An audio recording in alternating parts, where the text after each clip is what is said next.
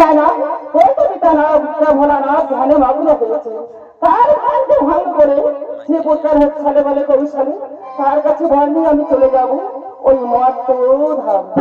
কি করে তার ধ্যান ভঙ্গ করবো? নৃত্য করে তার ধ্যান ভঙ্গ করতেই হবে আমার।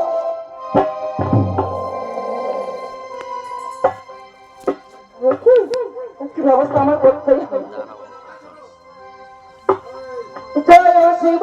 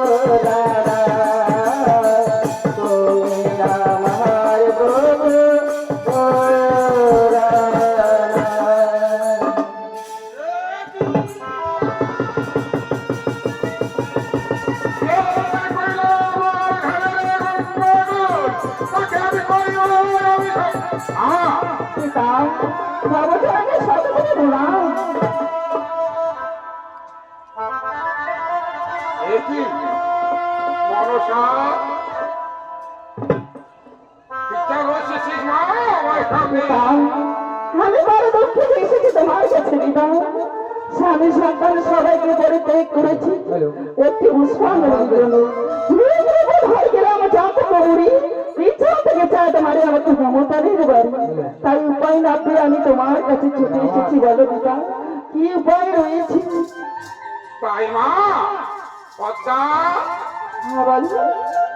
তুমি পারবে এই নয়নকে পুষ্পাঞ্জলি দিতে? কেন পারবো না পিতা? সাধারণ দেব নারী হয়ে পারবে? কেন পারবো না? পারবে? হ্যাঁ পিতা। তবে শোনো মা, শোনো,